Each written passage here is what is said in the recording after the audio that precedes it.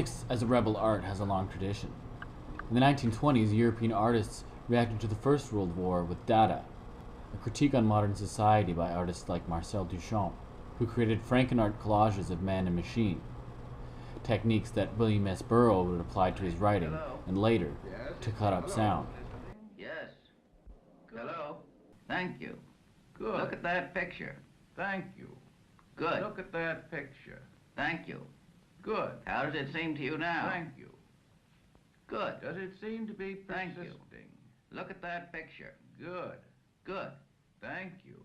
Thank you. Where are we now? Does it seem to be persisting? As electronic media grew, artists like John Oswald in San Francisco's Negativland began appropriating the mass media for their own ends. By re-editing and cutting up corporate rock, television, and advertising, they created a new activism, a resistance to popular culture known as culture journalism. The fact that it was illegal wasn't beside the point, it was the point. Eventually you could take a photograph of a flower and you could put a flower on a copying machine and make a copy of it, and you can digitize it, and there's all these different technologies and tools that are available. The impulse is the same. The human creative impulse is exactly the same. Nothing's changed. It's just using what's around you and using the influences that are around you to make something interesting. What's changed is we have mass-produced images and we have these corporations who want to claim total, omnipotent, godlike ownership of absolutely everything on the damn planet. And it's a certain way of thinking that's really new in humankind. It's a very ungenerous way of thinking. It's a cultural dead end. If everything is privately owned and all we're supposed to do is consume it, what happens to culture? Negativland tipped the scales when they remixed U2 with outtakes of Casey Kasem.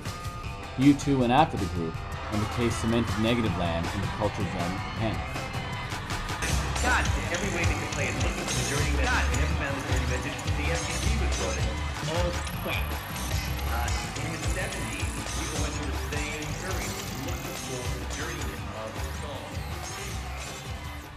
Sometimes I'll talk to people who are hearing about our work and they really just see it as being theft, period, and they don't get it. And I just said, well, let's look at history of culture, science, art, ideas. Is there any such thing as an original idea? Is there? Well, I don't believe there is. I think all we've ever done is build on what came before us. That's all we do. And we use the tools that are available to us at the time, and we respond to the environment we are in, the world we're in. There's nothing else you could respond to except this world that we're in.